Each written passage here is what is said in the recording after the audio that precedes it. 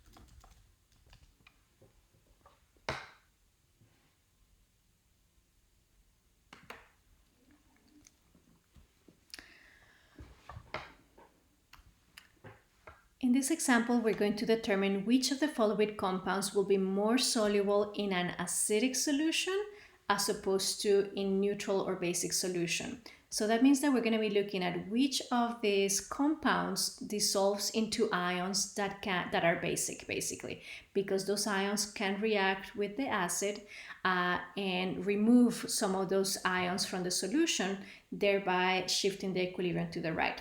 So for example, for this mercury hydroxide, what we're going to do is that we're going to look at the dissolution of it into our Ag2 plus the hydroxide ion. And to balance the equation, we need two hydroxide ions.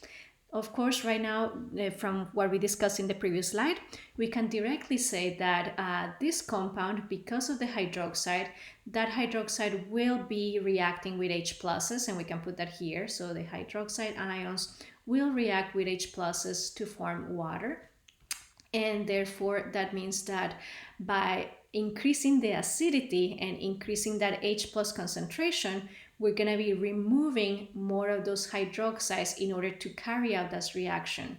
And that causes a shift toward the right. Shift toward the right means that this compound will be more soluble because it is dissociating into ions. It is dissolving as we shift toward the right. So for this particular case, yes, this one is more soluble in an acidic solution.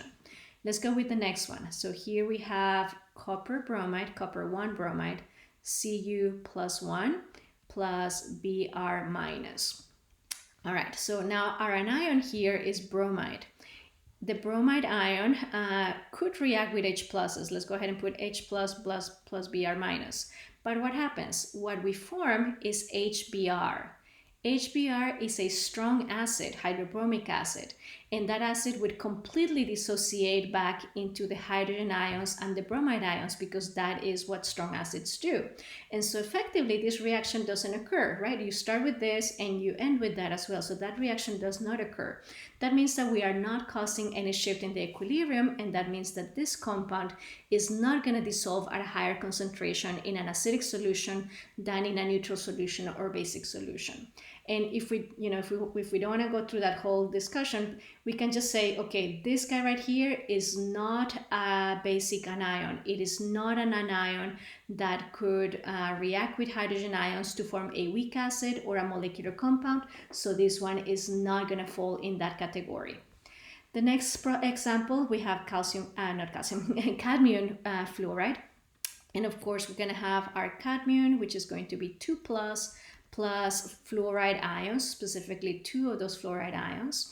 And then again, we have to think, okay, can this guy react with hydrogen ions? And the answer is yes, hydrogen ions can react with fluoride ions in order to form HF.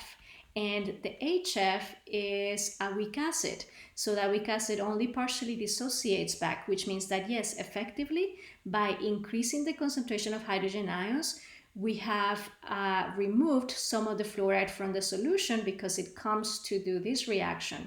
And by removing fluoride ions from the solution, we are causing a shift toward the right, which means that we are increasing the solubility of this compound. So in this case, yes, the hydrogen ion concentration, meaning an acidic solution, will shift the equilibrium to the right and will increase the solubility versus a neutral or basic solution. All right, another way to think about this, the common ion effect and the acidity on solubility is by thinking about what conditions affect solubility. What conditions can we use in order to increase the solubility of a compound? So for example, here we have calcium fluoride, which dissociates into calcium ion and fluoride ions. By Le Chatelier's principle, in order to increase the solubility, we would have to remove some of the products, some of the ions that are being ionized from that system, right? Because that would cause a shift toward the right. So I'm just going to do my normal arrows. If we're saying that to shift to the right, to increase the solubility, I need to remove some of those ions. How can I do that? If I add acid, that means that I'm adding H plus, then that means that I could take H plus and that one would react with the fluoride ion, as we said, in order to form HF. So yes, as we already expected, increasing the acidity of the solution will increase the solubility of the calcium fluoride, because effectively it is removing fluoride ions from the solution. Another way to say it is that the formation of this hydrogen fluoride or hydrofluoric acid removes some of the fluoride ions from the solution. And we already said that removing some of the fluoride ions from the solution causes a shift to the right, which means that it increases the solubility. Now, another thing that we can do to increase the solubility of fluoride ions would be to add something that removes calcium ions. And so that would mean that we would need to add some kind of salt that contains an ion that could react with calcium ions to remove it. And an example that comes to mind would be to add something like a sodium carbonate, where the sodium acts as a spectator, but the carbonate ion, which is the CO3 2-, can react with calcium to form calcium carbonate, which is a solid. So we would take basically the calcium ions plus the carbonate ions, and when they react they would form calcium carbonate, which is a solid compound. And that means that by adding this salt we could actually remove some of those ions, because the formation of this solid removes the carbonate ions from the solution. Removes the calcium ions from the solution, and removal of those calcium ions from the solution causes a shift to the right, which increases solubility. Now, let's think about the other thing. What can we do in order to decrease the solubility? That's the opposite. So decrease the solubility means that we would be causing a shift toward the left, right? And so to do that, by Le Chatelier's principle, what we can do is to add a source of calcium ions or add a source of fluoride ions, because addition of any of these two products is going to shift the equilibrium toward the left, which is decreasing the solubility. And so for this you would just have to answer by saying, okay, I'm gonna add a source of calcium ions. So adding something like, let's say, calcium chloride or calcium nitrate, which are soluble salts that are a source of calcium. For the fluoride, we could add something like sodium fluoride, for example, that provides fluoride and therefore shifts toward the left, or something like potassium fluoride. Both of these are soluble salts that contain the ion of interest. That's all that we're saying here. All right. The solubility of substances containing basic anions is affected by the pH of the solution, as we already said. Another way to think about it is, okay, what happens if we add hydroxide ions? What happens if we make our solution more basic? If we make our solution more basic, it's effectively the same as if we said we are adding more of those hydroxide ions. If we add more of those hydroxide ions, we cause a shift toward the left, which is going to result in a decreased solubility for our solution. So let's go ahead and write this. Addition of OH causes a shift to the left, and a shift to the left decreases the solubility. Now, on the other hand, what happens if we add H+, where we already said that if we add H+, the H+, which represents an increased acidity, is going to react with hydroxide ions and is going to remove them by forming water. And so basically what we're saying is that we would be, and I should have done that in a different color, sorry. Basically, if we are removing hydroxide ions by effectively adding H+, we're going to cause a shift to the right, and that shift to the right causes an increase in the solubility.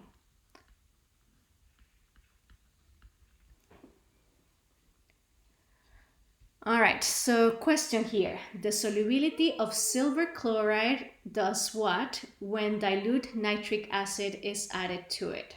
So the way that I want you to think about this is go ahead and write your equation for silver chloride dissolving into the ions that it is made out of. You then think about what happens when I add acid. And don't think about the whole nitric acid. Think about the effective part of nitric acid, which is the H+. Does that H+ actually react with any of the ions in the products or not? And does that cause a shift in the equilibrium either to the right or to the left? So give it a try, pause the video, and I will continue. All right, so the way that I think about this particular case is that I take my silver chloride compound And I said, okay, this guy dissociates or dissolves into silver ions and chloride ions that are in solution. When I add nitric acid, the nitric acid could be represented as H+, and that H+ could only react with the chloride ion, but when it reacts with chloride ion, it forms HCl, hydrochloric acid, which is a strong acid. And a strong acid completely dissociates back into hydrogen ions and chloride ions. So notice that I basically started with the same thing, hydrogen and chloride. Oops, this is chloride, I'm sorry. And I ended up with the same thing. So this reaction overall did not happen. That means that we are not going to be actually removing any of the chloride ions from the solution. That means that we are not causing any shift in the equilibrium. And so the concentration actually does, not the concentration, the solubility actually does not change. Next clicker question.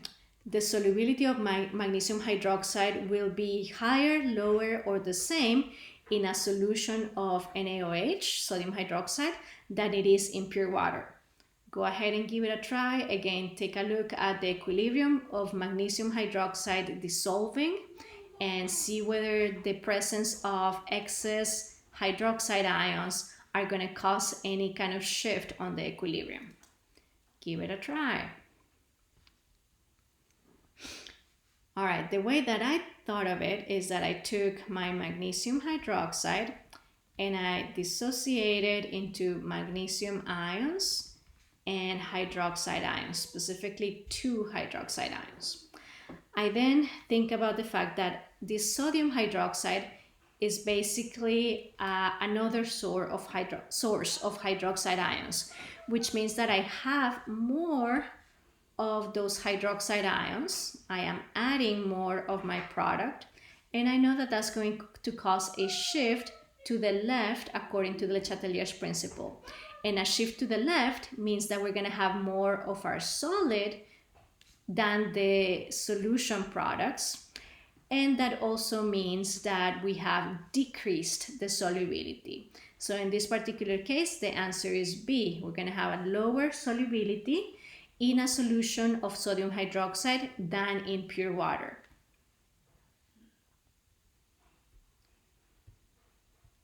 All right, in this next example, what we're going to do is that we're going to be calculating the solubility of cerium hydroxide, first in pure water and then in a solution that contains sodium hydroxide.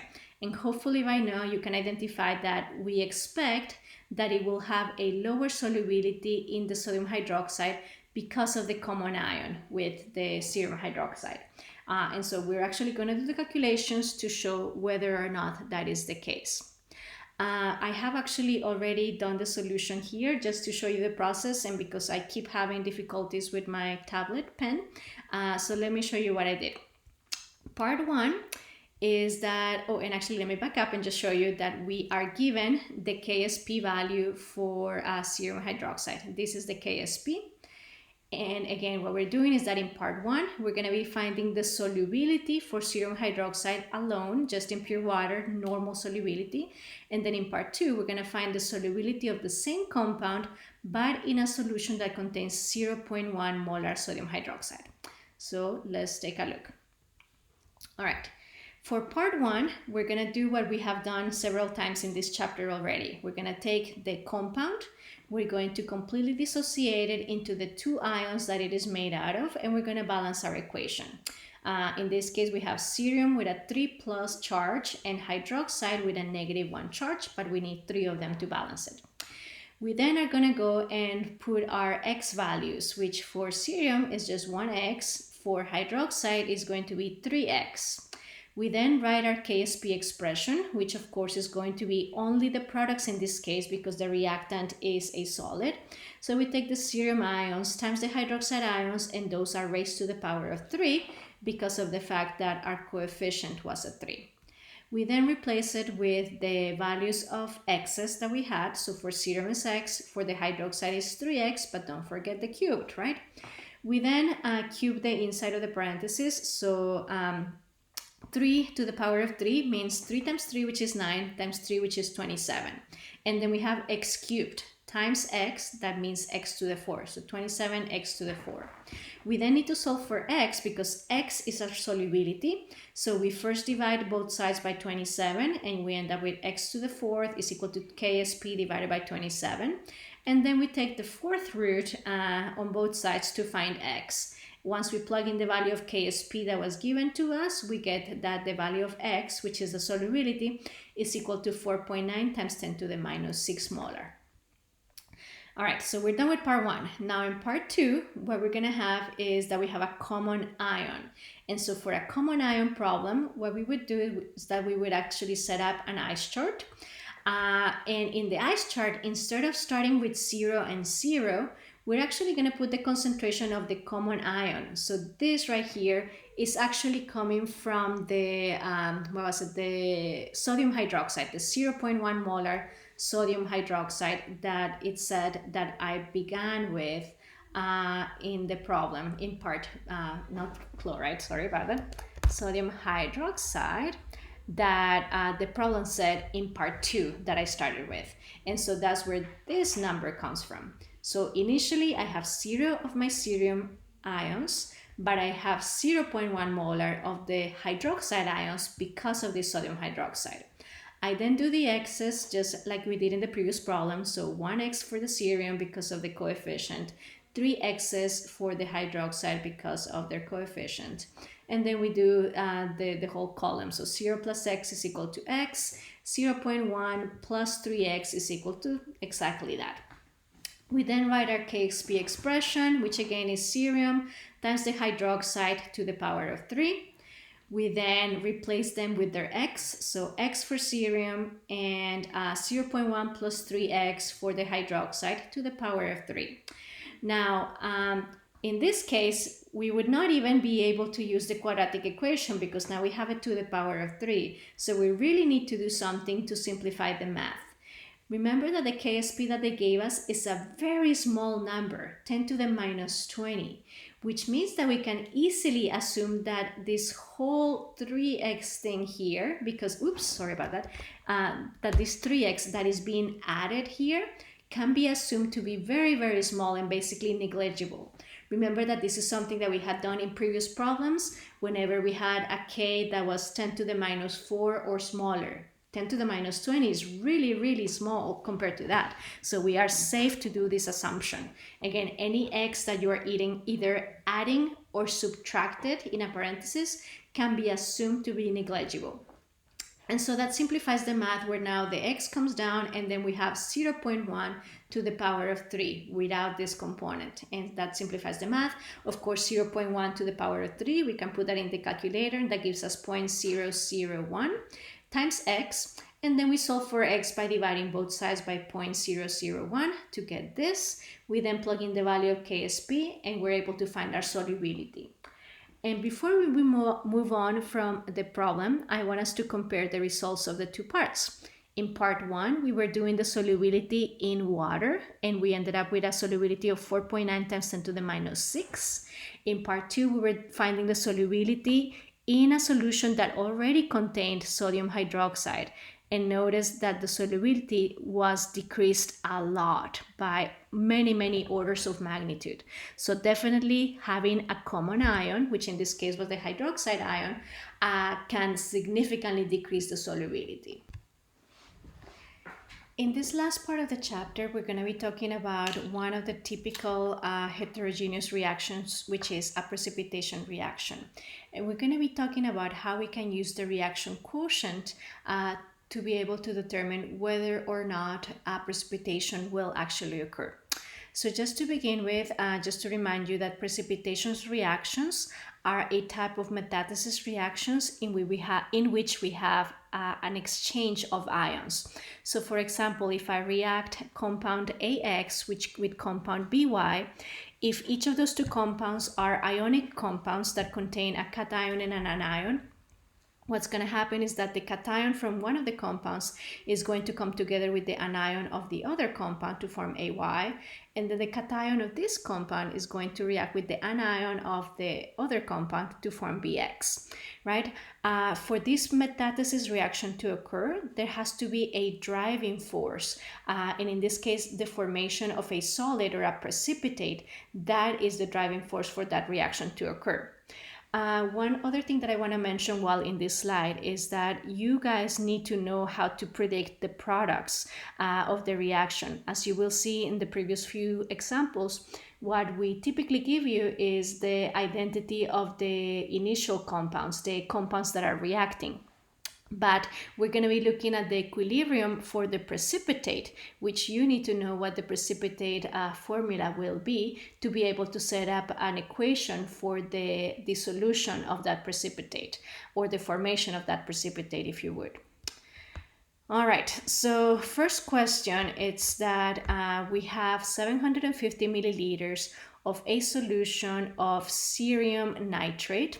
This is a soluble compound because it contains nitrate ions, and 300 milliliters of a solution of potassium iodate, which is also a soluble compound because it contains a group 1 metal ion. So those two are mixed together. And then the question is, will cerium iodate precipitate? Notice that cerium iodate is neither one of the reactants, right? It is the product of the reaction. So you guys need to be able to understand how these two end up forming this.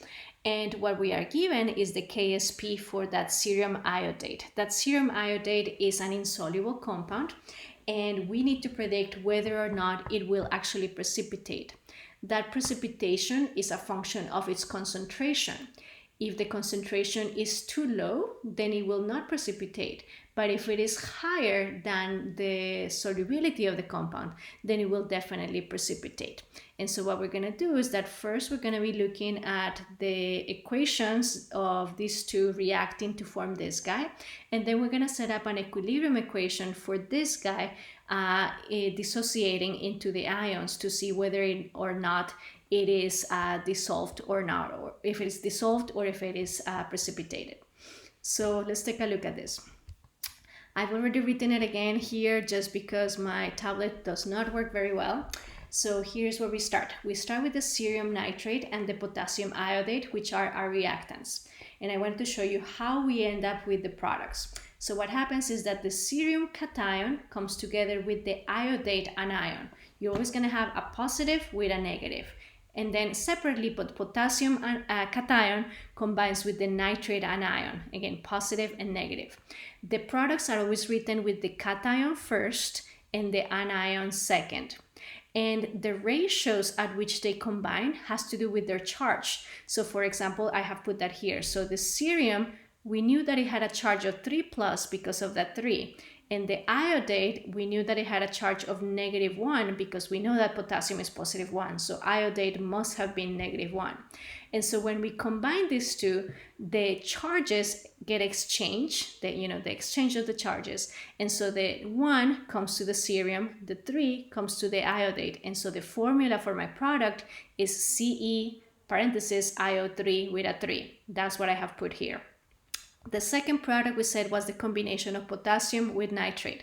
Potassium has a charge of +1, nitrate has a charge of -1. When they exchange ions, we end up with a 1-to-1 ratio. So potassium nitrate, and that's what goes here. After you put the products, we need to make sure that the equation is in fact balanced. And so I look at, okay, 1 cerium, 3 nitrates. I do not have 3 nitrates on this side, so I actually missed one. Sorry. We actually need a 3 here for having 3 of those nitrates. We then have 1 potassium here, 3 potassiums on the right, which means that I need a 3 here.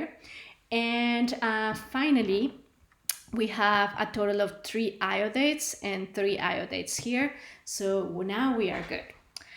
All right, from there, we're going to look at the solubility. So I know that this guy is a soluble compound because it contains a group 1 ion and it also contains nitrate. So it's soluble from any perspective.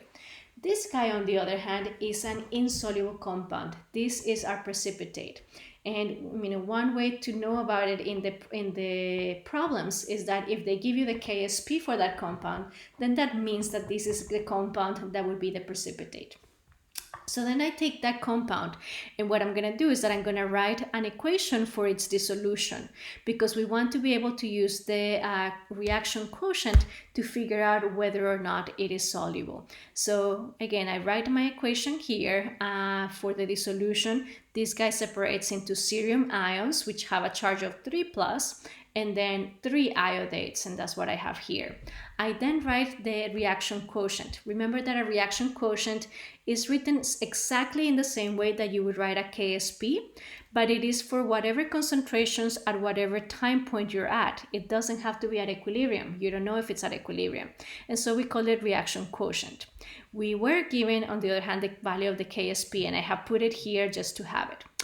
Then what we need to think about is, okay, can I figure out my reaction quotient? Can I figure out the concentrations of my ions at this particular time?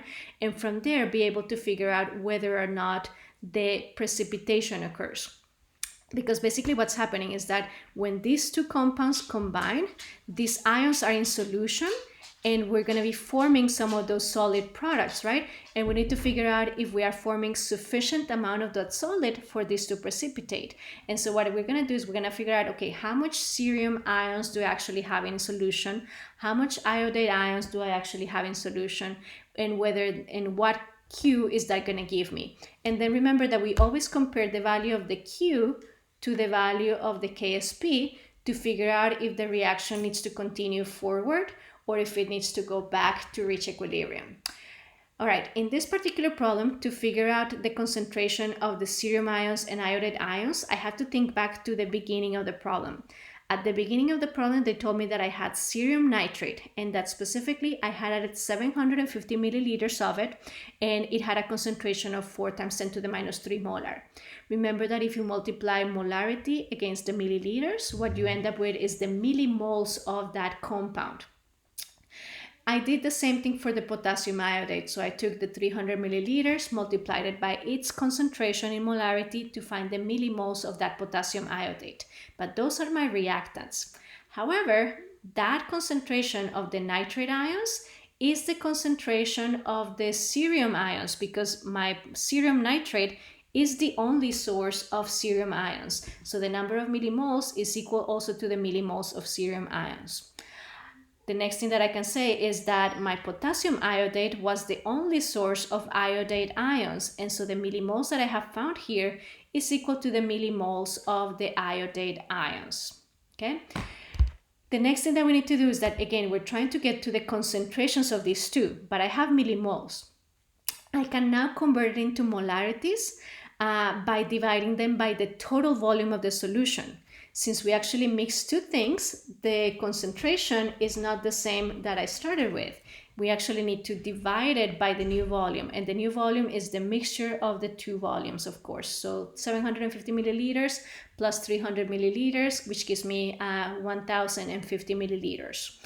And then remember that you can take the millimoles and divide them by the milliliters in order to get the molarity of those ions. So I took the millimoles for cerium divided by the total volume to get the molarity of the cerium ions. And similarly, I do the same thing for the iodate ions to get the molarity of those. Now that I have the molarity, I can plug them back into my equation for the reaction quotient, and that's what I have done here. So here we have a cerium ion concentration times the iodate concentration to the power of 3, and that gives us that Q is equal to 5.3 × 10⁻⁻10. And of course, what we need to do now is to compare it to the value of KSP. KSP, we have it right here. So they're both 10⁻⁻10, but the 1.9 is smaller, which means that the Q, or the reaction quotient, is larger than the KSP. What does that mean? If Q is larger than the KSP, that means that I have too much product, and I'm talking about this reaction. I have too much of my cerium ions, too much of my iodate ions. And so that means that to reach equilibrium, these two are going to have to react with one another to make cerium iodate, to form more of the solid. So that means that to reach equilibrium, these guys will actually precipitate. They will be forming more solid. And so the whole answer to the problem is that yes, cerium iodate will precipitate out of the solution because according to our reaction quotient, the reaction has too much of the ions in the solution. Basically, their concentration is above the solubility level, and therefore more precipitation will occur in order to reach equilibrium. All right. Let's look at another example of precipitation. The solubility product for gadolinium hydroxide is 1.8 times 10 to the minus 23. Solubility product is the KSP. So I'm just going to go ahead and label it here. All right, if a solution of 0.1 molar gadolinium ion and the pH of, if a solution is this many molar in gadolinium ion and the pH of the solution is slowly increased, at what pH will the gadolinium hydroxide begin to precipitate? All right, so what we have is that we have the KSP for this compound.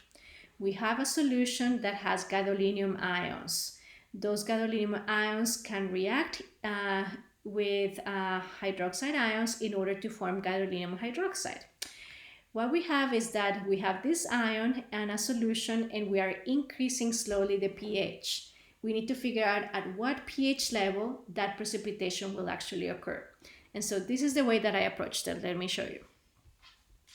All right. We were given and this is not slide 88, sorry, this is slide 105. I thought I had corrected that. Let's see what I can do now. Yes. That didn't work. Okay, 105. Okay, we are given the KSP and the gadolinium ion concentration. The question is at what pH will gadolinium hydroxide begin to precipitate? So what they are really asking for is at what concentration of hydrogen ions will the gadolinium hydroxide precipitate, which is also related to the concentration of the hydroxide ions at which gadolinium hydroxide would precipitate.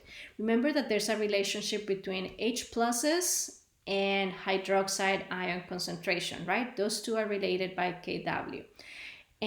Or they are related by the pH-POH equation, which is equal to 214. So first we're going to look at gadolinium hydroxide, which we know it's a solid compound, it's an insoluble compound, and it does dissociate to a certain extent into gadolinium ions and hydroxide ions. And notice that I have balanced the equation by putting a coefficient of 3 on the hydroxide.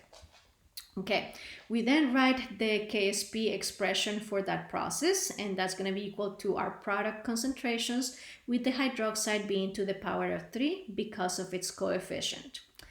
Now, we need to find the threshold hydroxide concentration at which precipitation occurs, which means that from this equation, I'm going to isolate the hydroxide ions. And I do that by first dividing both sides by the gadolinium ion concentration, getting to here. Once I have that, I'm going to take the cubed root of both sides to solve for the hydroxide ion concentration. And that gives me the cubed root of KSP over the gadolinium ion concentration. We have both of these values, so I went ahead and plugged them in here and found what is the hydroxide ion concentration, which is the threshold at which the precipitation occurs. Basically, that number is the limit between precipitating or not precipitating. All right, so now we're going to convert that hydroxide ion concentration into a POH, and then from there we're going to convert it into a pH. To find the POH, we take the negative log of that hydroxide ion concentration, and that gives us a POH of 6.92. And then to find the pH, we do 14 minus the 6.92 to get 7.08. So 7.08 is the threshold pH. What I don't know is whether we need a pH higher than 7.8 or a pH lower than 7.8 to cause precipitation. And there's two ways to think about it. So one of the ways is to consider the hydroxide ion concentrations and the effect on the equilibrium. So if we add more hydroxide, if we increase the hydroxide ion concentration, that would cause a shift toward the left. And a shift toward the left means that we are precipitating, we're making more of the solid. So if we do that, high hydroxide ion concentration is basically the same thing as increasing precipitation. High hydroxide ion concentration is the same thing as low hydrogen ion concentration, which induces precipitation. And low hydrogen ion concentration means high pH, equal precipitation. So at a pH that's greater than 7.08, that would lead to precipitation. All right, another way to think about it, if you didn't like that, is that we can consider the effect of pH on the hydrogen ion concentration directly. So given that this is our equilibrium here, an increase in the hydrogen ion concentration will end up reacting with the hydroxide ion concentration. Basically, H plus OH minus forms water, which is a molecular compound. So increase in the hydrogen ion concentration leads to a using up of the hydroxide ion concentration. And using up means that we're removing hydroxide ions from the solution. And removing hydroxide ions from the solutions means that we have a shift toward the right. A shift toward the right means that we are increasing the solubility, right? So effectively, to summarize that, removing hydroxide from the solution and shifting the reaction to the right, dissolving more of the solid gadolinium hydroxide into its soluble ions. Therefore, a high hydrogen ion concentration is going to equal dissolution, right? Shift to the right is dissolution. A low hydrogen ion concentration would have to be the opposite, right? Precipitation. A low hydrogen ion concentration means low acidity, high pH, and therefore precipitation. So therefore, at a pH that is greater than 7.08 would lead to precipitation. All right, I hope that one of those two thought processes works for you. All right, this is another precipitation problem. In this case, we are assuming that we have 0.1 molar sodium fluoride solution, which is being added to a solution that already contains chromium nitrate and calcium nitrate. And then the question is, which salt, either chromium fluoride or calcium fluoride, precipitates first? We are given the KSPs for calcium fluoride as well as chromium fluoride. So you might notice right away that the solution initially contained chromium nitrate and calcium nitrate. Both of those are soluble compounds because of the fact that they have the nitrate ion. To that, we're adding another soluble compound, sodium fluoride. So neither one of these three are the things that precipitate. What can precipitate is the product of the reaction between sodium fluoride and either the chromium nitrate or the calcium nitrate. And what we need to figure out is which of those two products are going to precipitate first. So let me show you the way that I approach this problem. Basically, what we do is that we are given the concentration of the chromium nitrate and calcium nitrate that were already in the solution. They are both 0.1 molar in concentration. To that solution, it says that we are adding a 0.1 molar solution of sodium fluoride. The question is, which salt out of the products would precipitate first? So step one is to write the equation for the reaction between the sodium fluoride and the chromium nitrate and calcium nitrate independently, while this guy is being reacted with both, basically. So if I take the first one, I take my chromium nitrate plus sodium fluoride. The products are going to be sodium nitrate and chromium fluoride. Sodium nitrate is here. It is in a 1-to-1 molar ratio because of the fact that sodium has a +1 charge, nitrate has a -1 charge, so 1-to-1 ratio. The next one is the chromium with the fluoride. Chromium has a charge of 3+, while fluoride has a charge of -1. So the compound ends up being a chromium fluoride with a 3 because of the 3+ charge of the chromium comes down as a subscript for the fluoride. We then balance the equation, and in this case we needed a 3 here to provide 3 sodium ions to give us the 3 fluoride ions basically here, and of course to match the 3 nitrates that we have on this side. Similarly, we do the reaction of the calcium nitrate with the sodium fluoride. And so the products are going to be calcium fluoride and sodium nitrate. Sodium nitrate again is a 1-to-1 ratio, while in the other case the calcium has a 2+ charge, so we end up with a 2 for the subscript of the fluoride. We then balance the equation in this case with 2 and 2. All right, so now out of the products we need to identify which ones are the precipitates, which ones could actually be solid. And to do that we use the solubility rules. One of the ways to use the solubility rule is to actually rule out the things that you know are completely soluble. For example, sodium nitrate, we know that it's soluble because it contains a group 1 metal ion and it contains nitrate. So this is not the precipitate. The precipitate would be either one of these or both of these two, I should say. All right, step number 2 is to identify the 2 possible precipitates, which we just did, and write the equations for their dissolution and their respective KSP expressions. So what I do is that I take the chromium fluoride and I write the dissolution process for it, because it's the equilibrium process between itself in the solid form and in its ionic or soluble form. And in this case, that means that we have 1 chromium ion and 3 fluoride ions. And then the same thing for calcium fluoride separately. Calcium fluoride will dissociate into calcium ions and fluoride ions, particularly 2 fluoride ions to balance the equation.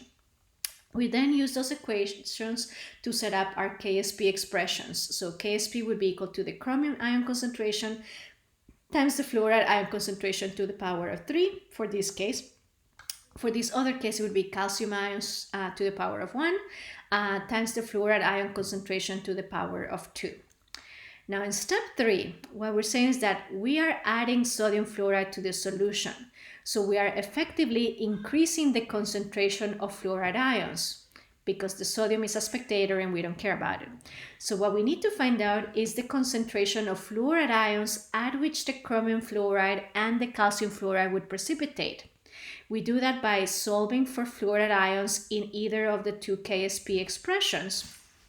And once we find the actual value for the fluoride ion concentration, we're going to determine which one of the 2 has the lowest fluoride ion concentration threshold. Whichever one has the smallest fluoride ion concentration threshold for precipitation is the one that will precipitate first. So here what I did is that I solved for fluoride in the KSP expression, and I did that by dividing both sides by the chromium ion and then taking the cube root in this case. On the right hand side, I did it by dividing by the concentration of calcium ions and taking the square root then to solve for fluoride. We were given the KSP values, so we went ahead and plugged them in. And then the chromium ion concentrations are going to be, the chromium ion concentration and the calcium ion concentration is what was given at the beginning of the problem up here. All right, sorry. And so from there, what we find is that this one right here has the smallest concentration of fluoride ion. That is the concentration here, that above it, we're going to precipitate the reaction. And so that means that this one would be the one that precipitates first because it is a smaller concentration that would lead to precipitation. All right, in the next 2 slides, or 3 slides, what we're going to be talking about is selective precipitation of ions. So whenever we have several ions present in a solution, one or more ions can be selectively precipitated or removed from the solution by using a reagent, by adding a reagent. And this will be based on the solubilities of the compounds because different compounds have different solubilities. And so when we would actually use this would be, let's say that we have a sample of water that we're trying to purify. We're trying to remove metals out of that water. We can actually do chemical reactions by adding some not toxic agents that could react with the ions that we're trying to remove and precipitate them. Once they precipitate, we can then remove them by either filtration or centrifugation or something like some other mechanical process that will remove them from the solution so that now the water would be more pure or would be potable for drinking. So this is actually something that is very important that is used in environmental applications, biological applications, chemical applications. So for example, if we have a solution that contains both silver ions and magnesium ions, we can add HCl or NaCl selectively to precipitate the silver ions, because the KSP is 10 to the minus 10, which is a much lower solubility than magnesium chloride, which is basically a soluble compound.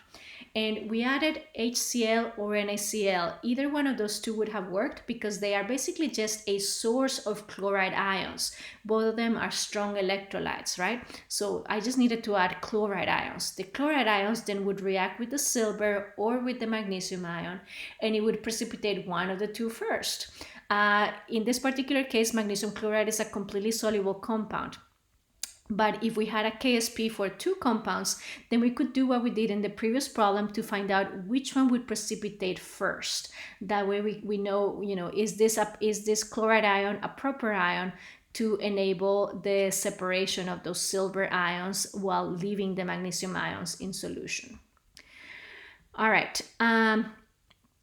Let's see. So one last example that I wanted to go over, this is from your book. This is example 17.22 of the book, which asks, suppose that you have a solution containing barium ions and magnesium ions. Which of these two salts, A or B, would you use in order to selectively precipitate barium? We want to remove barium from the solution. And the two salts that are provided are sodium carbonate and sodium phosphate, The sodium ions are spectators, so that what we're really considering is what happens when we add carbonate, what happens when we add phosphate.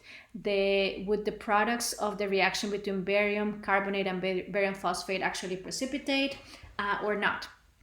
So what we do is that we go to a table that has KSP values. In this case, this is table 17.2 from the book.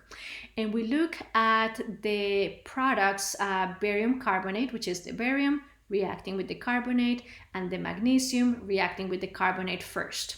We find the KSP for both of those. Now, the barium, look at the values of the two. So KSP here is 10 to the minus 9 versus 10 to the minus 6. So by looking just at these two compounds that have the same number of ions, we can say that this one with the lower KSP is going to be the least soluble one, right? So barium carbonate is less soluble than magnesium carbonate by several orders of magnitude. Therefore, we can selectively precipitate the barium out of the solution by utilizing the carbonate ions. So A would be possible. That one would be possible. Now let's look at the second scenario. What about for part B? What if I use sodium phosphate? So the product between sodium phosphate and barium would be barium phosphate right here. And the product of the phosphate with magnesium ions would be the magnesium phosphate. We go to the same table, we find their KSPs. Notice that these two have the same number of ions, and so I can simply compare their KSP to see which one is the least soluble.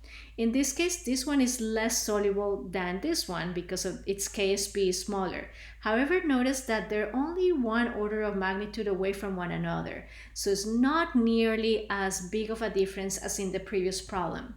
So since these two KSP values are quite close together, indicating that if you added sodium phosphate to the solution, you would get a precipitate most likely containing both ions. You would not get much of the magnesium before the barium ions would begin to precipitate.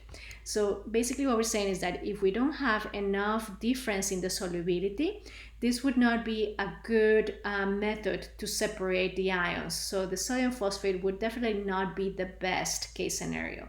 In the previous part, notice that we had 3 orders of magnitude of difference between these two.